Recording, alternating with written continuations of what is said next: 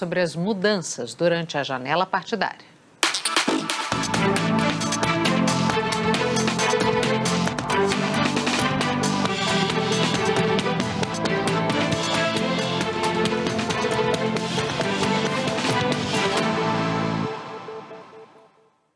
Olá, boa noite para você, seja muito bem-vinda, seja muito bem-vindo. Está começando agora o Globo News Debate, do Rio de Janeiro, Otávio Guedes. Tudo bem, Otávio?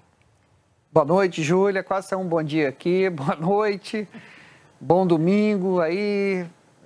Hoje, daqui a pouco a gente vai falar aí, vamos ver aí, hoje teve a final dos campeonatos estaduais, o Guga Chakra lá, mostrando a camisa do Palmeiras. Eu sei que vai ter entrevistado aí que foi campeão, mas vamos lá, vamos em frente. Otávio Guedes, nem começa a falar dessa história de futebol que eu já fico nervosa, embora seja São Paulina, tá? Aliás, no caso, por ser São Paulina. Hoje o dia não foi bom para você, né, Júlia?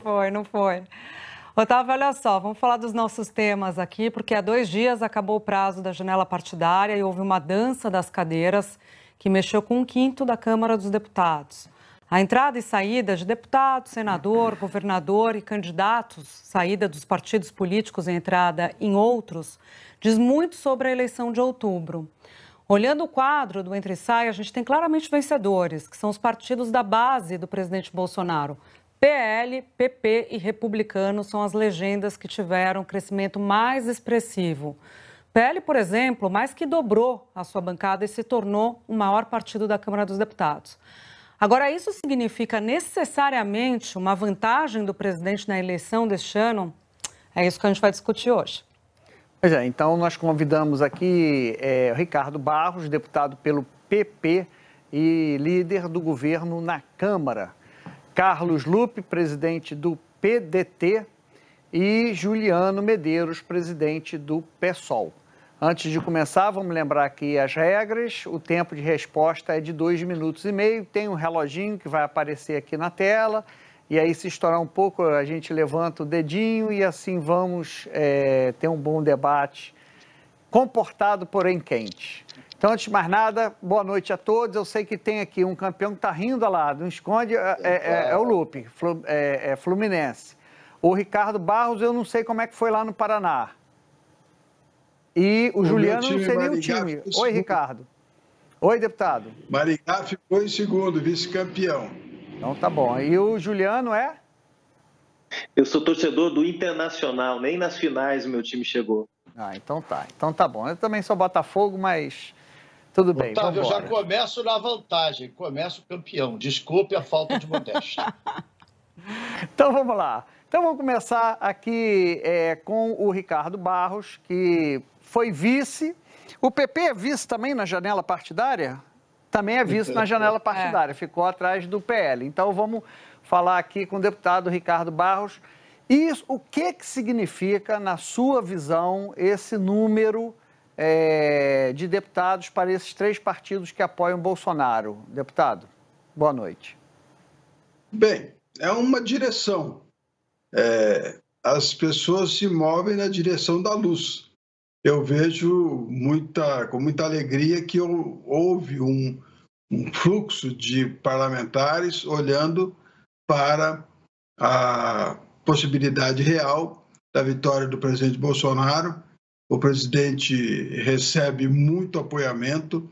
Nós estamos muito felizes com o resultado final da janela partidária, que consolidou os partidos que estão coligados para a reeleição do presidente Bolsonaro, que é Partido Liberal, Progressistas e Republicanos. De uma forma proporcional, recebemos muitas adesões, não só de deputados, mas também de senadores, governadores e outras autoridades. Muitos prefeitos também migraram de partido junto com os parlamentares da base. Eu percebo que esse movimento dá o tom de que há realmente uma confiança desses parlamentares no crescimento da candidatura do presidente Bolsonaro, olhando para o PIX, né, que bancarizou 40 milhões de pessoas no país através do auxílio emergencial. O auxílio emergencial em 2020 pagou 15 anos de Bolsa Família. Nós temos uma visão clara de que o agronegócio, com o apoio do governo, está crescendo muito. São 20 mil quilômetros de novas ferrovias que serão feitas por particulares, sem capital do governo. Isso vai reduzir custo Brasil, diminuir frete, aumentar o dinheiro no bolso do produtor. Nós temos uma série de medidas que o governo tomou, apesar de 2 anos de pandemia e agora a guerra na Ucrânia, mas que beneficiaram muito a todos os brasileiros. Nunca houve tanto socorro às pessoas que mais precisam, e o Auxílio Brasil está aí, com um valor que é o dobro da média do Bolsa Família. Então, o CAGED está aí mostrando 3 milhões de novos empregos.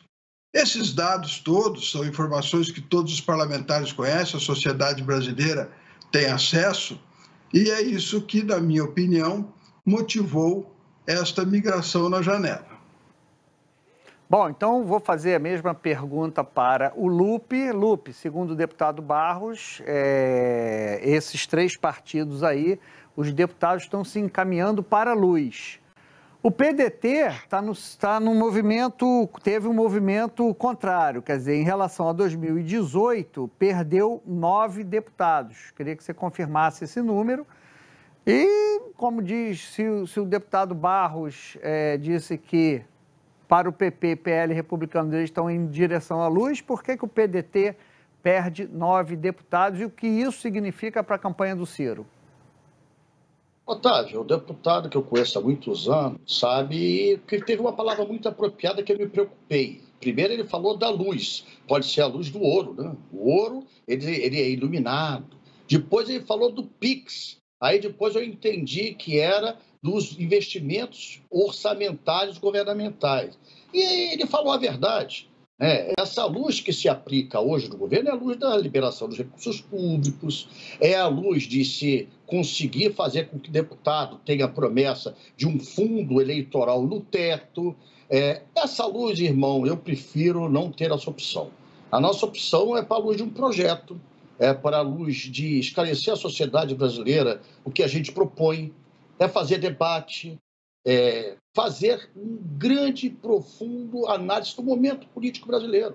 Eu acho que quem faz política tem que utilizar, ali, há 42 anos faço no mesmo partido, eu ajudei a criar o PDT, modestamente, hoje estou na presidência do partido, eu luto permanentemente por um projeto de desenvolvimento nacional, que, na minha opinião, o Ciro, como o mais preparado candidato, apresenta isso com profundidade, com estudo, com experiência. E as perdas momentâneas, irmão, isso é que nem desfalque de um time que está jogando. A gente não pode deixar de entrar em campo. Perdas e ganhos tem em todo o processo político eleitoral. É sempre assim. Eu, quando assumi o PDT, com a morte do meu líder, Leonel Brizola, nós tínhamos 8 deputados federais. Fomos para 21, depois perdemos algum com a questão de impeachment, depois voltamos a crescer com 28. Agora escrevam, nós temos 19. Nós vamos para mais de 35. Por quê? O que a população olha é o amanhã, não é o ontem. Achar que a população tem o seguinte, o cara teve X voto, então já está garantido esse voto à próxima eleição, não é assim. Cada eleição é uma fotografia diferente, cada eleição tem realidades diferentes. A realidade é que, do jeito que as pessoas falam do voto, daqui a pouco vão dizer, para que eleição já tudo está decidido, já estão decididos pela pesquisa que é polarizado, é Lula ou Bolsonaro, e já estão decididos quem tem voto e quem não tem voto. E a gente sabe que não é assim. Eu já vi muita gente sentar na cadeira de prefeito e depois não ter nem cadeira para sentar. Então, eu acredito no debate político, em apresentação de projetos. Eu respeito o deputado Ricardo, que eu conheço há muitos anos, mas não tenho nenhum respeito pelo governo retrógrado e atrasado que o senhor Bolsonaro representa. Bom, vou agora passar a bola para o Juliano. PSOL, ali em relação a 2018, perdeu 2 deputados. Gostaria que o senhor explicasse ali isso do partido e também em relação ao panorama geral. Ou seja, esses deputados foram para a luz, como disse o deputado Ricardo Barros, ou foram, segundo o Lupe, aí para a luz do ouro, a luz ali, o que reluz, né? Nem tudo que reluz é luz, diz o deputado Lupe. Então, queria a leitura aí do Juliano. Boa noite. Boa noite, Otávio. Boa noite, Júlia, Lupe, deputado Ricardo Barros. Veja, Primeiro que os resultados dessa janela de transferência partidária demonstram a dinâmica fisiológica que está presente na política brasileira. Como são frágeis os partidos, como são frágeis os projetos políticos e como é fácil que deputados troquem de partido como trocam de roupa. Ainda mais na dinâmica que nós estamos vivendo no Brasil nos últimos anos, que é a dinâmica do orçamento secreto. Vamos lembrar aqui que hoje há uma quantidade enorme de recursos que são distribuídas entre a bancada que hoje apoia o presidente da República de forma discricionária, um orçamento que ninguém sabe quais são os critérios que são utilizados para formá-lo, um orçamento que, na verdade, serve para comprar uma base de apoio do governo Bolsonaro, que é um dos governos mais impopulares da história do país. O governo Bolsonaro que empurrou 19 milhões de brasileiros e brasileiras para viverem abaixo da linha da pobreza, um governo que coloca 1/4 da população brasileira na condição de insegurança alimentar, que mantém o desemprego alto, que traz de volta o fantasma da inflação, está aí o preço dos combustíveis que cresce, que aumenta a cada semana, trazendo mais aflição para as famílias brasileiras. Então, esse governo não tem nada de luz. Esse governo é o governo das trevas, Otávio e Júlia. É o governo que trouxe mais sofrimento para o povo brasileiro. Mas, apesar disso, o Estado brasileiro é muito forte e tem condições, esse governo, apesar da sua impopularidade, de comprar uma base de apoio. E essa base de apoio é viabilizada não só com a distribuição de cargos no primeiro, no segundo, no terceiro escalão, muitas vezes com indivíduos sem nenhuma capacidade técnica, mas também através do orçamento secreto. É um escândalo que esse padrão de governabilidade, entre aspas, siga vigorando no Brasil.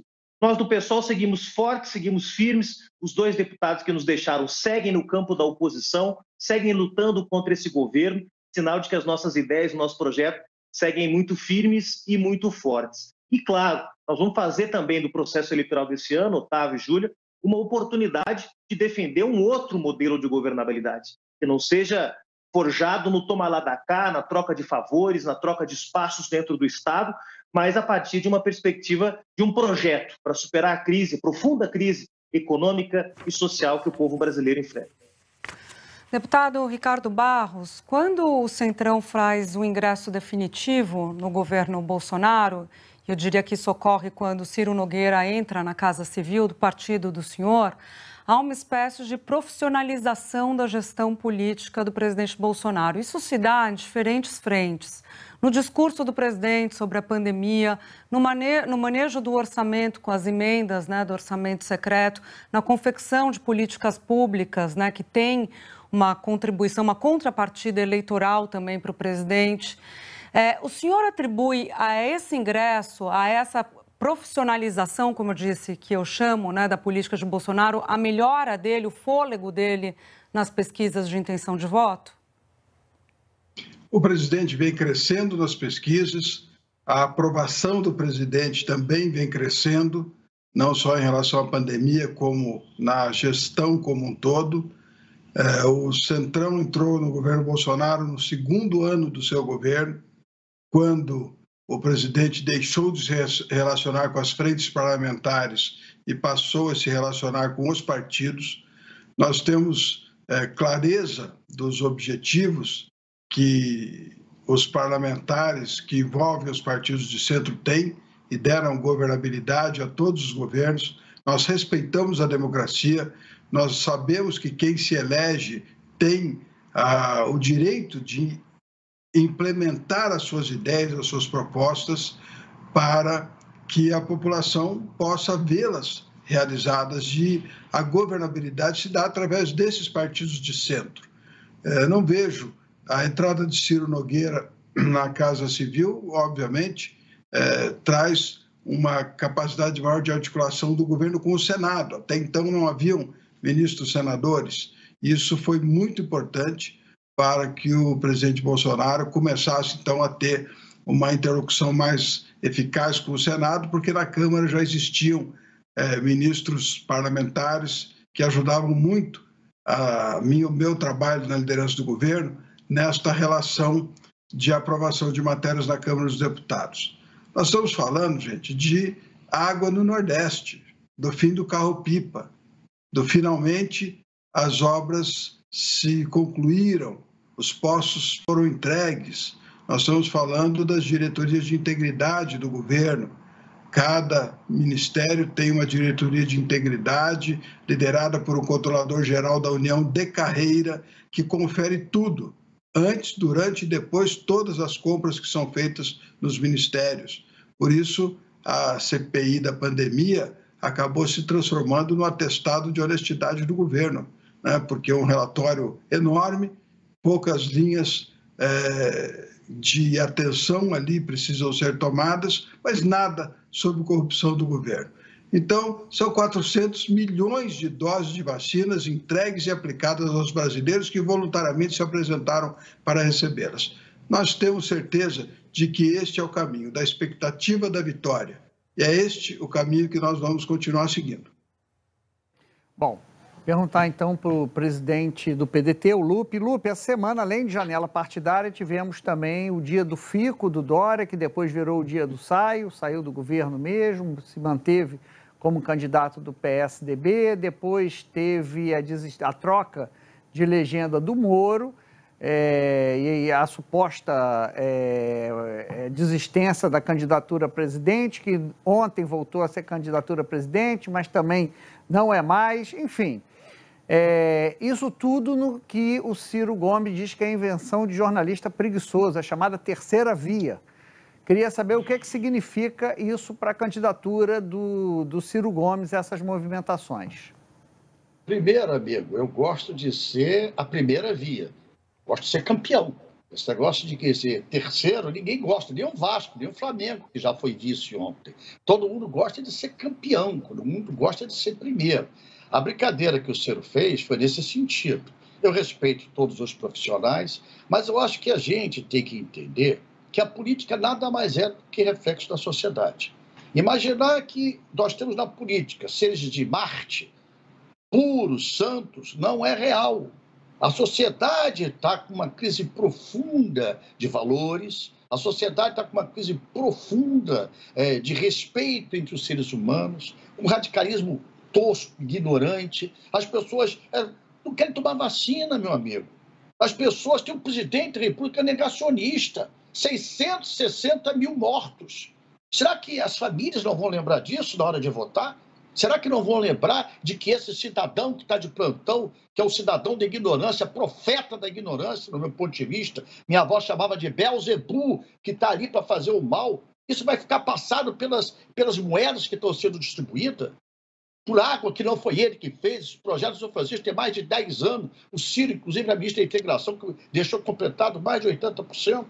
Quer dizer, será que a política é esse jogo baixo? Quer dizer, nós somos de um partido, irmão, que nós temos 42 anos de existência. A candidatura do Ciro não está em discussão, já é uma decisão tomada. Pode me chamar de radical do que quiser, porque nós queremos apresentar um projeto, eu quero debater com o Brasil um projeto.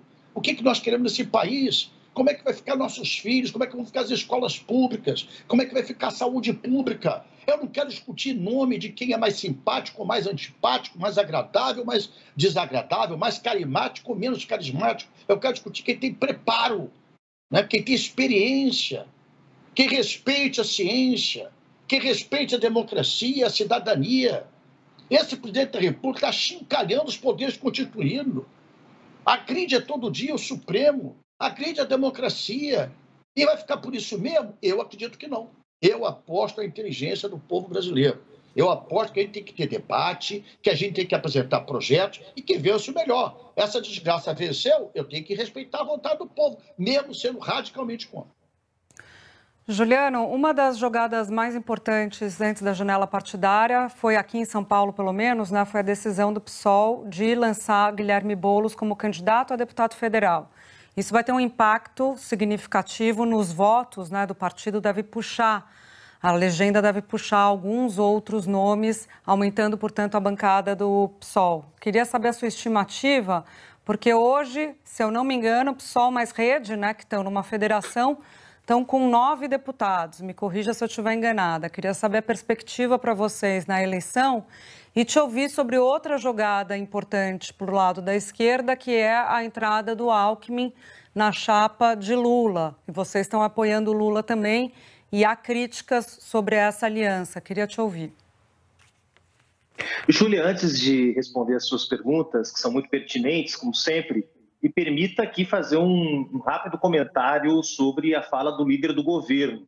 É estarrecedor ouvir do líder do governo que a CPI da pandemia foi um atestado de inocência do governo Bolsonaro. A CPI da pandemia primeiro provou que o governo proibiu uma campanha de conscientização do Ministério da Saúde, depois provou as relações escusas que o governo mantinha na compra das vacinas, inclusive com citações nominais ao líder do governo, numa operação que foi armada dentro do Ministério da Saúde para cobrar $1 de propina a cada vacina que fosse adquirida pelo governo. Um escândalo sem precedentes. Roubaram ou tentaram roubar dinheiro da vacina. A CPI também demonstrou que o governo negligenciou o envio de oxigênio para Manaus, quando aquela capital se tornou um cemitério a céu aberto devido à negligência do governo federal. Então, é estarrecedor ouvir o líder do governo comentar essas coisas. Eu não podia deixar de fazer referência à CPI da pandemia, que foi fundamental para revelar os crimes do governo Bolsonaro nessa pandemia. Agora, sobre os temas que você traz, Júlia, primeiro, o Guilherme Boulos teve um gesto de enorme generosidade para buscar construir a unidade das esquerdas em São Paulo. Esse não será um processo fácil, ainda os diálogos estão em curso, o pessoal ainda dialoga com a candidatura do ex-prefeito Fernando Haddad, e vamos buscar construir essa frente das esquerdas para interromper essas mais de 2 décadas de domínio dos tucanos aqui em São Paulo. Com certeza vai ter um efeito muito positivo no desempenho eleitoral do pessoal aqui no estado de São Paulo. E sobre a presença do Geraldo Alckmin, eu estou entre aqueles, Júlia, que vê com muita estranheza a presença do Geraldo Alckmin nessa composição. Eu acredito, confio nas ideias de esquerda, e acho que seria possível ter como vice nessa composição, nessa frente das esquerdas que se forma dia a dia em torno do ex-presidente Lula, alguém que representasse a luta por direitos, alguém que representasse a luta em defesa da saúde, em defesa da educação, em defesa das políticas sociais, e não alguém que tem o seu histórico vinculado às políticas neoliberais. Portanto, não vejo com bons olhos a presença de Geraldo Alckmin nessa composição. Bom, vou agora jogar para o Ricardo Barros. Tem essa fala do Juliano, né, dizendo que, na verdade, o relatório da CPI não deu atestado nenhum de honestidade, ao contrário, falou em roubo de vacina, o oxigênio de Manaus, os crimes do Bolsonaro. O Lupe falou ali em Beuzebu e profeta do mal, não quero fazer intriga, mas acho que ele estava falando do Bolsonaro. E o senhor fala ali dos 400 milhões, né, de doses de vacinas. Como é que o senhor acha que vai ficar na cabeça do eleitor? Efetivamente, tem vacina, mas ele vai esquecer tudo que Bolsonaro falou, pregou e remou contra a vacina, deputado? Como é que o senhor acha que o Centrão vai resolver isso na cabeça do eleitor? Vamos lá. O relatório da CPI é um atestado de honestidade ao governo Bolsonaro. Não se provou uma linha de desvio do governo no relatório. Acusações muitas, ilações muitas, nenhuma. O ministro Cássio Nunes recentemente questionou o Procurador-Geral da República que nas 175 mil páginas que foram entregues pela CPI à Procuradoria não encontrou motivo para o meu indiciamento. São decisões do Judiciário. Isso não vai se resolver agora, porque o processo é longo, mas as versões não vão superar a verdade. Então, a questão da CPI está clara. Não se provou corrupção do governo e tudo que está lá dito vai ser ainda motivo de decisões judiciais. A questão das vacinas, o presidente que pagou, o governo federal pagou todas as vacinas que foram aplicadas no Brasil. Inclusive as vacinas para as crianças, mais recentemente. 400 milhões de doses de vacinas foram compradas pelo governo federal, foram entregues para o sistema e foram aplicadas pelo SUS a todos os brasileiros. Agora estamos registrando pelo 2º dia seguido menos de 200 mortes por dia de Covid, que é uma média das mais baixas dos últimos tempos. Então, sim, o governo federal cuidou da pandemia.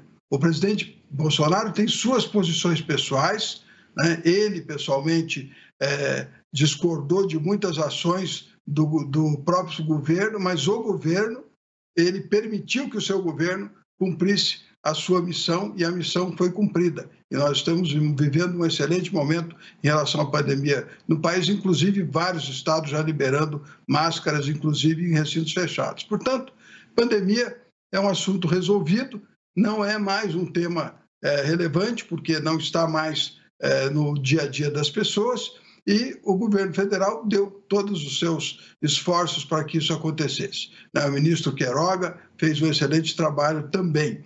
Então, este assunto eu acho que está resolvido. Por isso, melhora a posição do presidente na avaliação da sua ação em relação à pandemia, melhora a posição do presidente em relação à sua aprovação e intenção de votos, e o presidente caminha para o segundo turno e vencerá as eleições com absoluta certeza que eu tenho, em função de tudo que realizou nesse seu governo disruptivo e realizou com 2 anos de pandemia e agora a guerra da Ucrânia, que dá inflação generalizada em todos os países e aumento de combustíveis em todos os países.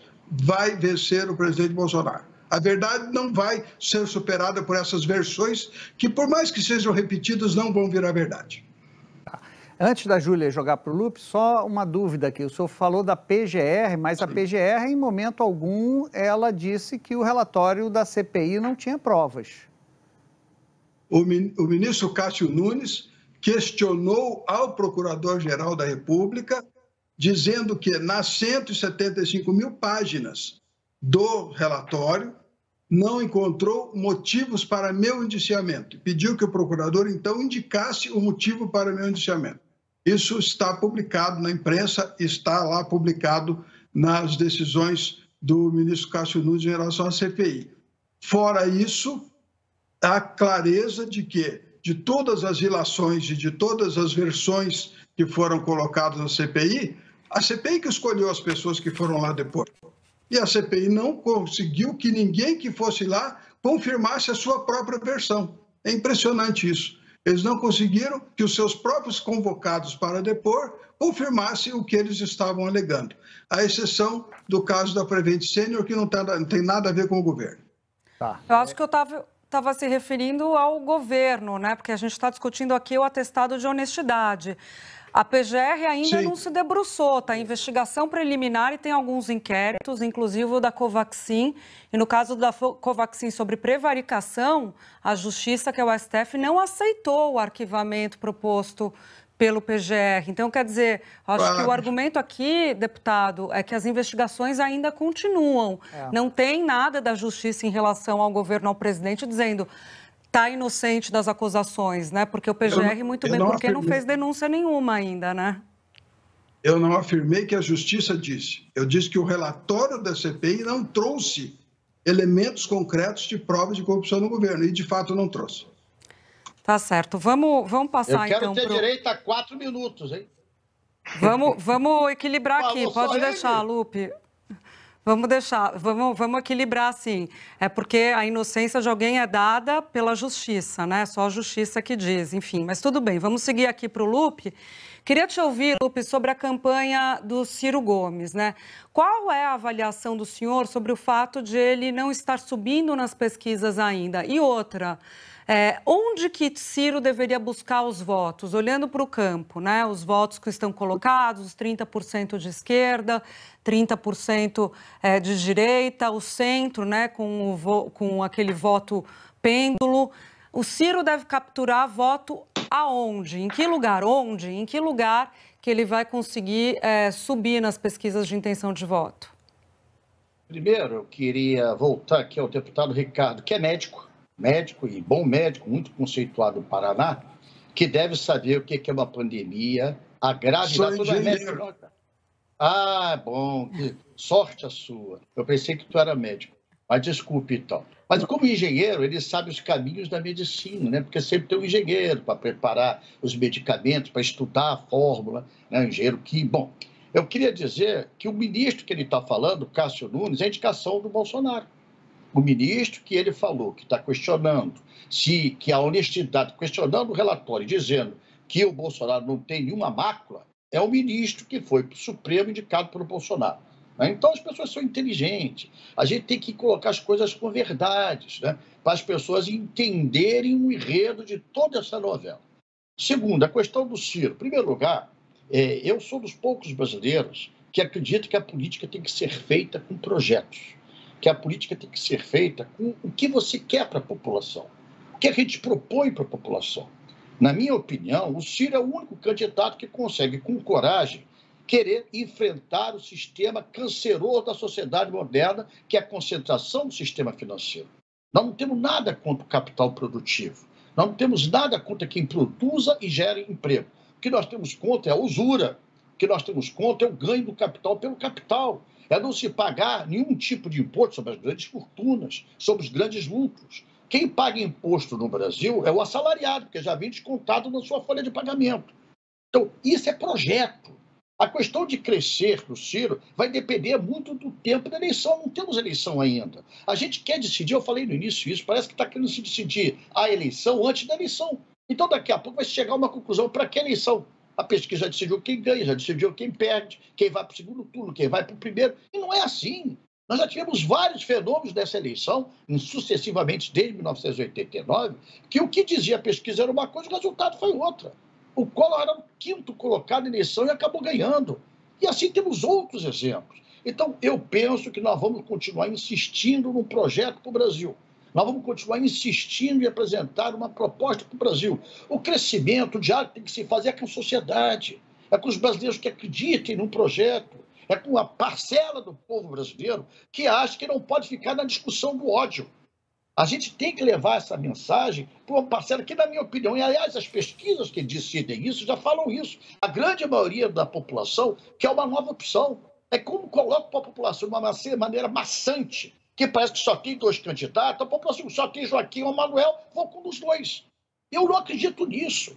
Eu acredito que a eleição é um processo, vamos ter ainda programa de televisão, espero que vamos ter debate, vamos ver se o Bolsonaro vai aparecer em algum debate, pelo menos, ou você vai providenciar alguma ação divina para evitar que ele vá para os debates. Eu quero ter debate, eu quero discutir projeto. Para mim, isso é que é importante. O que vocês estão fazendo é importante. 3 personalidades com posições diferentes, que democraticamente se respeitem, mas que apresentem o projeto para o país. Nós acreditamos muito nesse projeto. Na minha opinião, o Ciro é o mais preparado, é o mais honrado para apresentar esse projeto com começo, meio e fim, da onde vem o dinheiro, o que fazemos fazer, o que queremos fazer com esse dinheiro e com coragem de enfrentar os grandes inimigos da sociedade brasileira, que são os grupos financeiros que sufocam o crescimento do nosso país.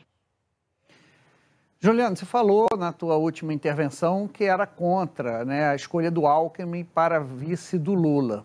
O senador Randolph, que é do Rede, que vai fazer uma federação com o PSOL, ele dá uma entrevista hoje para o Guilherme Amado, dizendo que, primeiro, ele vê o Bolsonaro mais forte que 2018, entre outros motivos, pela entrada do Centrão, né, nesse projeto de poder, além do projeto dos militares, etc. E ele diz que o Lula, para derrotar, palavra deles, o fascismo, tem que ir além da esquerda. Tem que fazer um governo de transição, um governo de centro e dialogar com todos, quase uma frente ampla, um palanque das diretas já.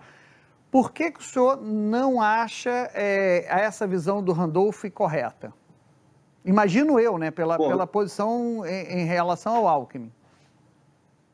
Claro, eu respeito muito as posições do meu querido amigo Randolph. O Randolph tem sido um guerreiro na luta pela democracia, na luta pelo Brasil, no combate a este governo que, no pior momento da pandemia, em janeiro de 2021, cortou o auxílio emergencial de R$600. Deixou milhões de brasileiros e brasileiras em condição absolutamente precária no pior momento da pandemia. Logo depois veio a segunda onda da pandemia, ali entre os meses de março e abril. Então, realmente é estarrecedor ouvir o líder do governo aqui dizendo que a pandemia é um caso superado. A pandemia continua sendo um problema grave, com repercussões de médio e longo prazo, como demonstram o desemprego, a informalidade, a dificuldade do povo de se reposicionar no mercado de trabalho, no mundo do trabalho, depois dessa pandemia.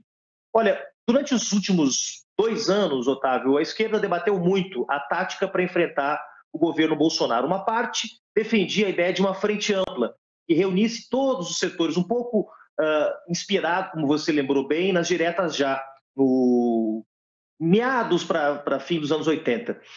Nós do PSOL, diferentemente dessa posição, defendemos a importância da unidade das esquerdas. E por que nós defendemos a unidade das esquerdas? Não porque ela seja suficiente para derrotar o Bolsonaro, mas primeiro porque nós acreditamos que as ideias de esquerda podem voltar a ter audiência na sociedade brasileira. É possível voltar a falar de redistribuição da riqueza, falar de combate às desigualdades, falar de um Estado promotor dos direitos sociais, falar do combate à injusta estrutura fiscal e tributária do nosso país. Ou seja, é possível, num contexto de polarização política como que nós vivemos, defender as ideias de esquerda. Nós não estamos em 2002, quando o movimento era um movimento ao centro, onde todos os candidatos tentavam demonstrar que eram, digamos, palatáveis para o sistema político, para o sistema econômico. Não, nós vivemos um outro momento. O mundo inteiro está polarizado, né? Em todos os países, os projetos, inclusive de centro-esquerda, têm buscado se reconectar com posições e bandeiras históricas da esquerda. Então, no caso do Brasil, eu estou absolutamente convencido que é necessário incorporar novamente as ideias que a esquerda historicamente defendeu. E acho que isso pode ser feito numa ampla frente. Eu defendo que essa frente tenha o ex-presidente Lula liderando essa frente. Eu gostaria muito que o Ciro Gomes, meu querido amigo e companheiro, também compusesse essa frente. É um sujeito decente, um sujeito honrado, um sujeito que defende o Brasil. E acho que nós temos que estar todos que são de esquerda e centro-esquerda, unidos em torno de um projeto de reconstrução do Brasil, para livrar o país desse pesadelo que foi o governo Bolsonaro e pensar um projeto, como disse o Lupe, um projeto de reconstrução nacional capaz de colocar esse país de volta nos trilhos.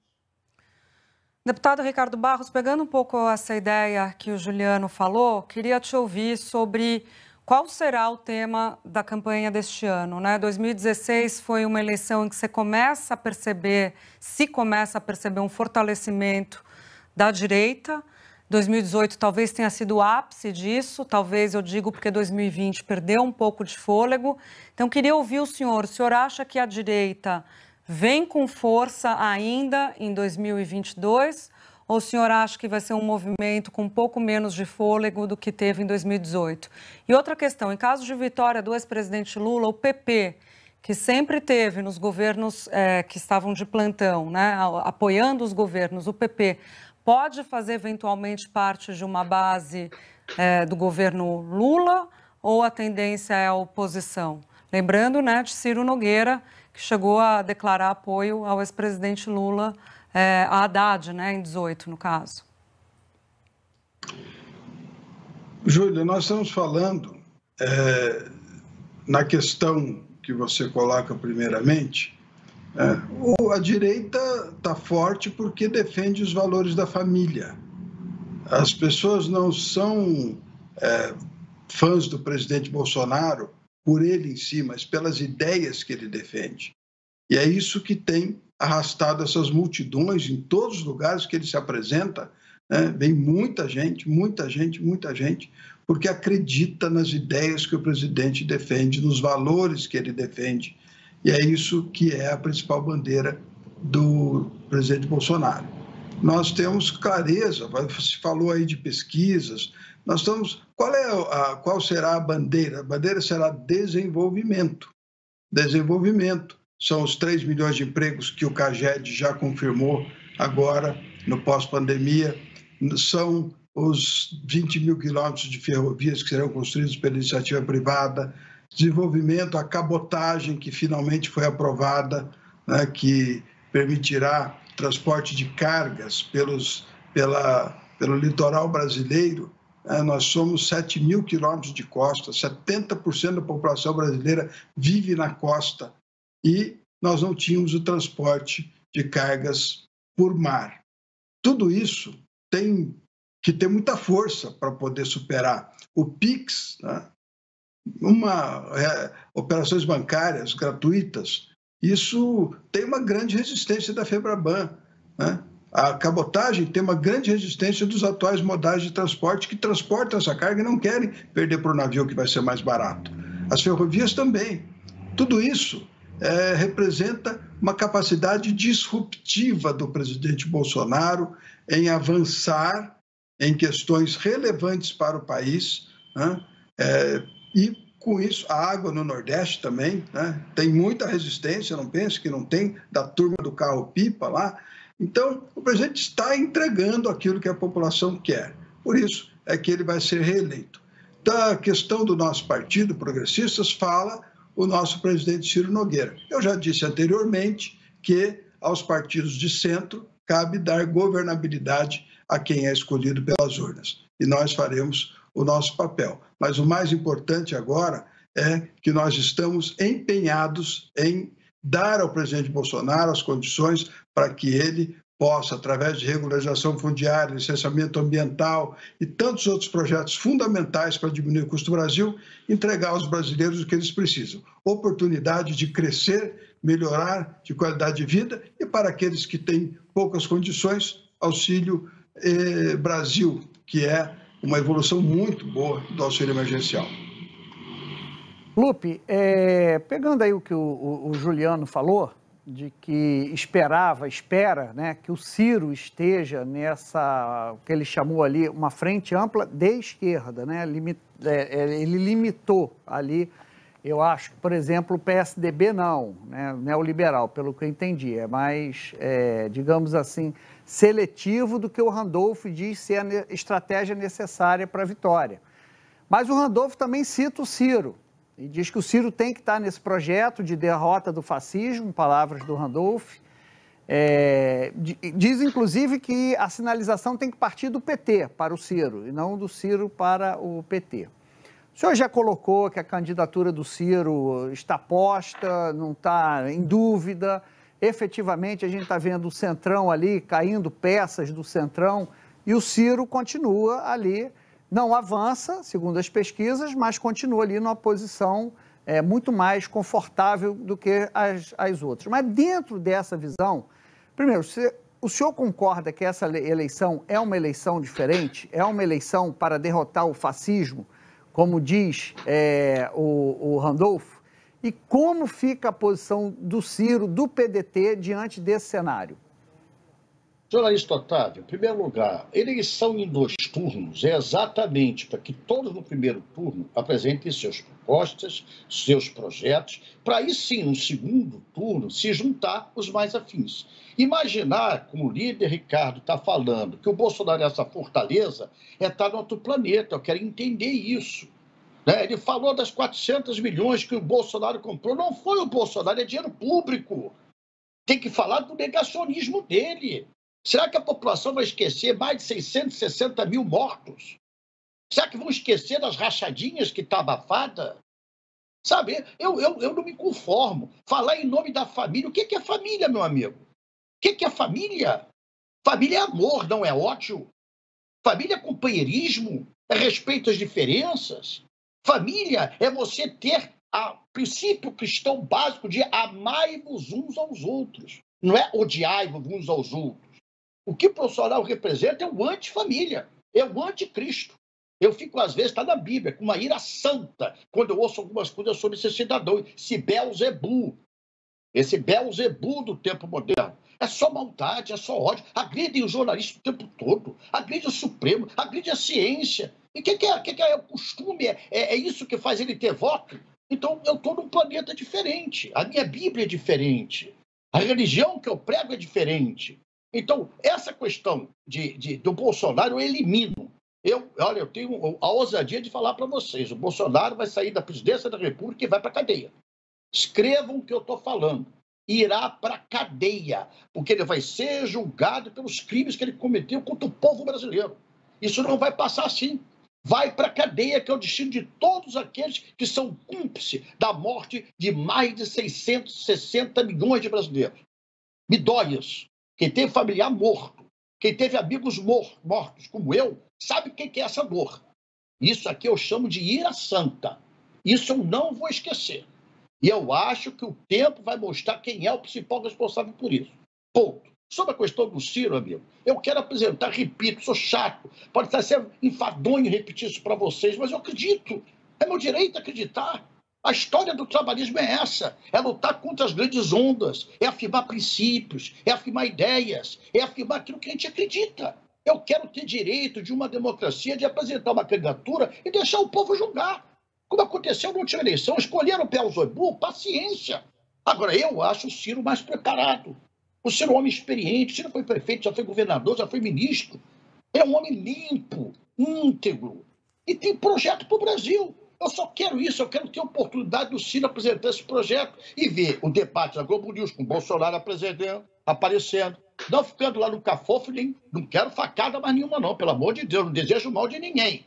O meu Cristo não quer o mal, mas não vai ter outra facada para fugir de debate. Pelo amor de Deus. Eu quero debate, eu quero democracia.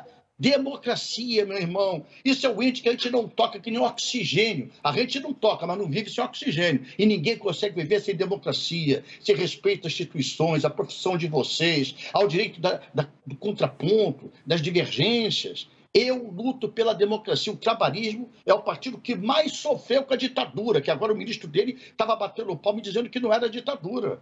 Está na justiça, entramos na justiça contra ele também. Nós vamos usar todos os instrumentos necessários com a ira santa para combater o Beelzebub e seus seguidores.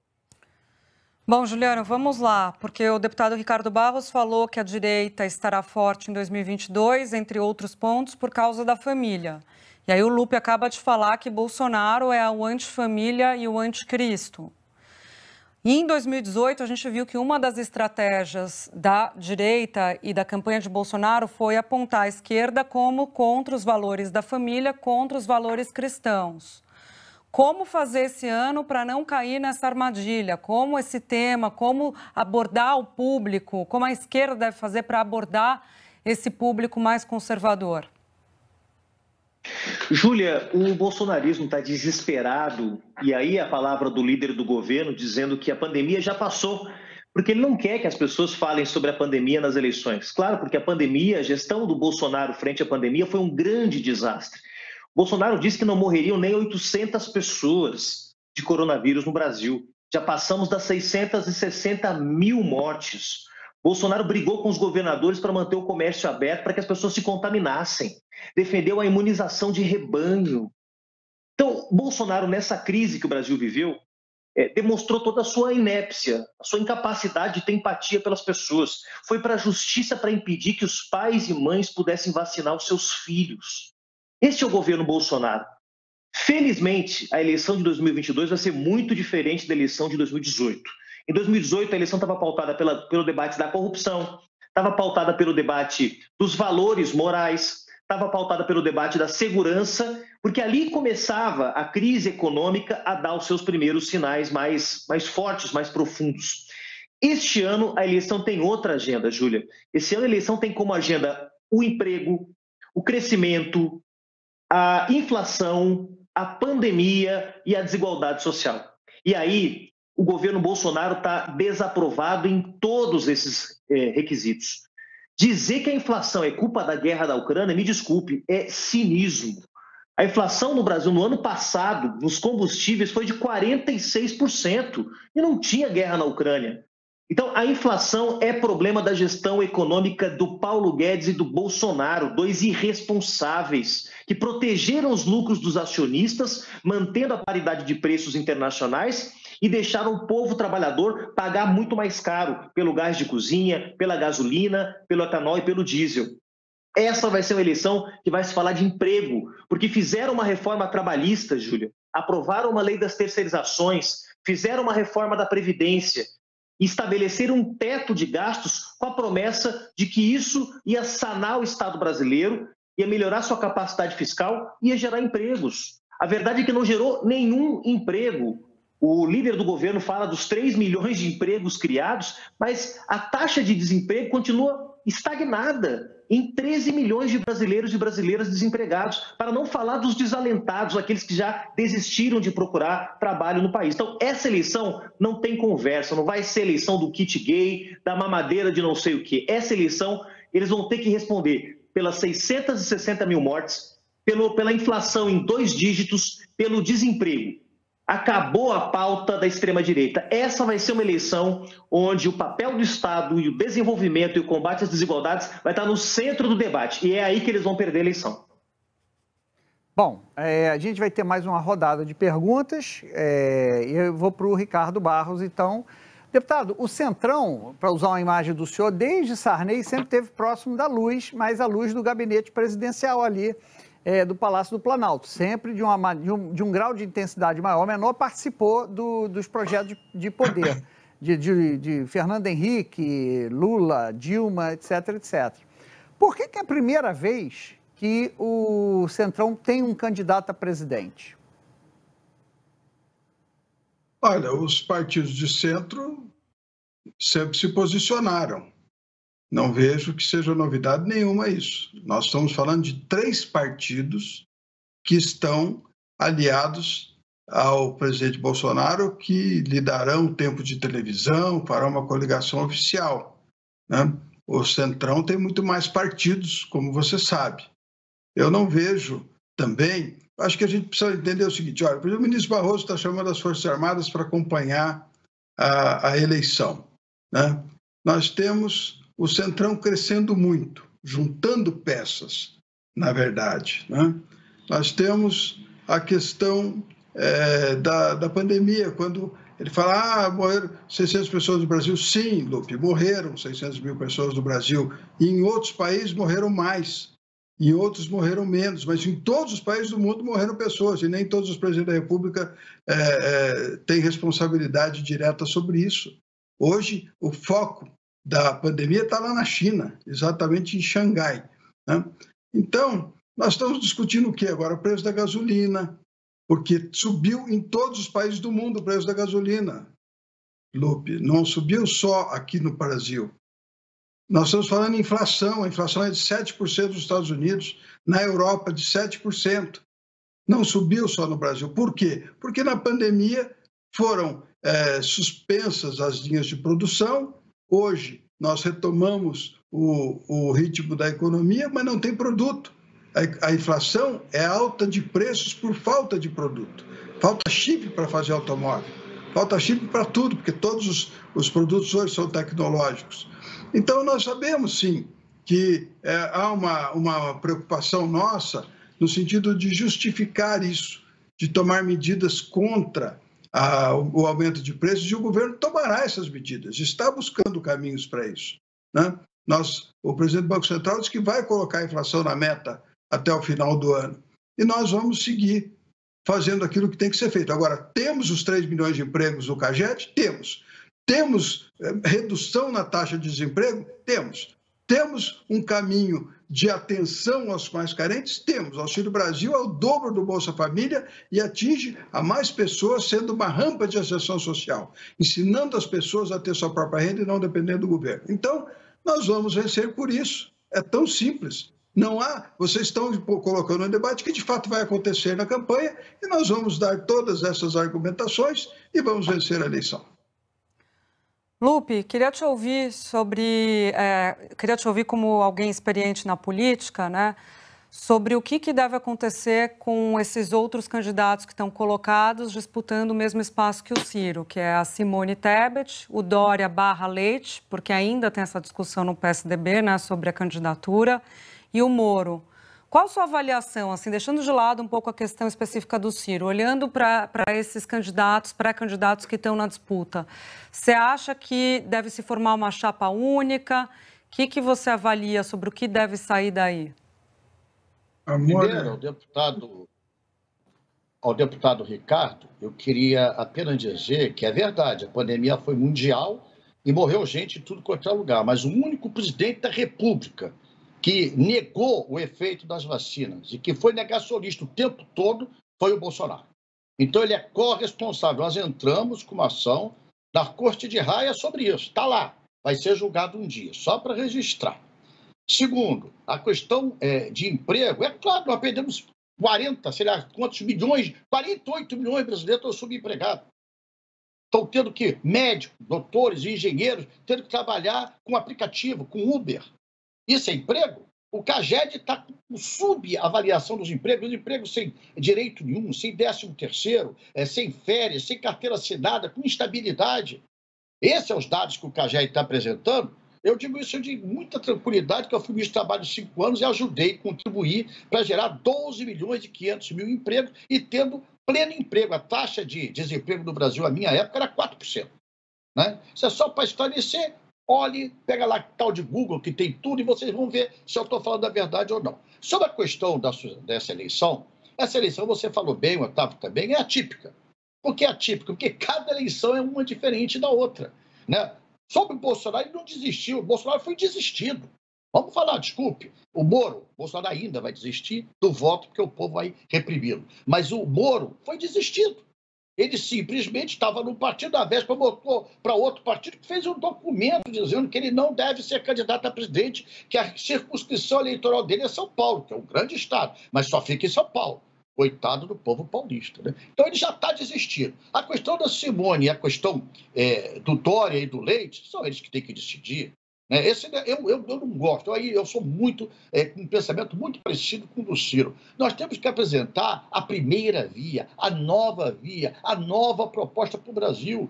O mesmo do mesmo não dá em nada. Esse negócio arrumadinho, o que é centro, o que é esquerda, o que é direita? O povo quer comida, o povo quer emprego, o povo quer moradia, o povo... Nós fazemos a discussão ideológica, o povo não. O povo quer saber, agora eu estava dando uma matéria de vocês, vi aqui na minha querida Angra dos Reis, sabe, uma senhora chorando a perda. Isso é que mexe comigo.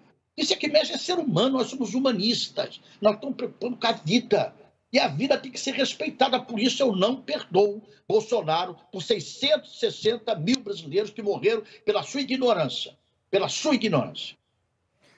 Bom, Juliano, então, para encerrar, o senhor falou que a eleição de 2022 não se repetirá de 2018, ou seja, a questão comportamental, né, as mamadeiras não vão fazer o mesmo efeito. Mas esse discurso do deputado Ricardo Barros, de que Bolsonaro representa os valores da família, pelo que eu tenho percebido, ele não está completamente resolvido. E o PSOL é o partido mais identificado com essas políticas identitárias. Há uma reflexão na esquerda sobre isso? Como é que a luta, por exemplo, por direitos de minorias acaba se transformando numa opressão das minorias? Ou seja, os negros estão tirando lugar do branco por conta das cotas. Os gays que sofrem com homofobia, eles, na verdade, oprimem, existe uma ditadura gay. Quer dizer, esse é o discurso da extrema-direita que colou em 2018 e não, na minha visão, não estaria completamente resolvido essa questão. O senhor não concorda com isso? E se há uma discussão na esquerda sobre o discurso dessas políticas identitárias? Otávio, antes de responder a tua pergunta, me permita apenas fazer um comentário aqui sobre o tema a pergunta que foi feita ao meu amigo Carlos Lupe sobre a tal da terceira via. O que nós vimos essa semana foi uma sequência de trapalhadas que mostra que essa turma não tem nenhuma condição de apresentar uma alternativa para o país. Nem Simone Tebet, que eu ouvi agora há pouco numa rádio defendendo que o cerrado brasileiro, esse bioma extraordinário, fosse transformado numa grande plantação de trigo para diminuir a dependência do país das compras internacionais de trigo. Nem o João Dória, que está saindo do governo de São Paulo com a popularidade em baixa, alguém que foi rejeitado pelo povo de São Paulo, e as pesquisas demonstram a sua impopularidade, muito menos o Sérgio Moro, que teria que dar tantas explicações na campanha de por que usou o judiciário para perseguir os seus adversários, que desistiu muito antes de começar a campanha. Então, eu acho que essa eleição vai ser uma eleição que vai estar muito polarizada. E estes temas que você traz, Otávio, que marcaram muito a eleição de 2018, certamente vão estar presentes. E eu acho que nós temos que tratá-las da forma correta, ou seja, é preciso garantir direito a todos e todas. É preciso garantir as mesmas oportunidades aos negros e negras, oportunidades essas que lhes foram negadas historicamente. É preciso garantir que alguém que é gay, alguém que é lésbica, alguém que é transexual, não tenha medo de sair às ruas com medo de ser espancado. Defender isso não é defender políticas identitárias, é defender direitos humanos, defender que todas as pessoas sejam tratadas com dignidade. E aí quero ressaltar a importância da luta contra as fake news, porque em 2018, estes temas que na sociedade brasileira são ainda complexos e muitas vezes tratados como tabu, foram utilizados pela extrema-direita, e é muito bom, Otávio, que você coloque as coisas nestes termos, pela extrema-direita representada pelo Bolsonaro, para incutir medo nas pessoas. Olha, a esquerda não quer mudar o comportamento de ninguém, a esquerda não quer afetar os padrões comportamentais e morais de ninguém, porque o racismo não é um problema moral, porque o machismo não é um problema moral, porque a transfobia e a LGBTfobia não são problemas morais, são problemas estruturais que moldam as relações da sociedade como um todo. E por isso é importante combatê-las nessa perspectiva. Eu tenho certeza, e as últimas pesquisas têm demonstrado isso, tá? Que há condições de fazer uma campanha que coloque no centro da agenda o tema das desigualdades em toda a sua diversidade, não só as desigualdades econômicas, mas também essas desigualdades que eu mencionei anteriormente. Bom, chegamos ao final do programa. Muito obrigada pela presença de vocês. Deputado Ricardo Barros, líder do governo na Câmara, Carlos Lupe, presidente do PDT, Juliano Medeiros, presidente do PSOL. Até a próxima. Obrigado. Obrigado. Obrigado, até a próxima. Bom, Otávio Guedes, para mim ficou muito claro o que vai ser o debate desse ano, né? De um lado, a oposição, seja via esquerda, seja via terceira via, centro, tentando colocar a discussão do ponto de vista econômico e também da pandemia, do tipo, a vida piorou, tem mais inflação, mais desemprego, olha o que aconteceu na pandemia. E o governo, a campanha Bolsonaro, tentando tirar isso do foco, falar na questão da pandemia. Teve vacina para quem quis, o presidente particularmente era contra, tem a opinião dele em determinados assuntos, mas quem quis se vacinar encontrou vacina e tentando reeditar a discussão sobre a discussão moral, a discussão sobre valores, tentando apontar a esquerda como alguém contra os valores da família, como um setor do mal, aquilo que o presidente tem falado toda semana, o bem contra o mal. Vão reeditar esse discurso e isso ficou muito claro no debate de hoje.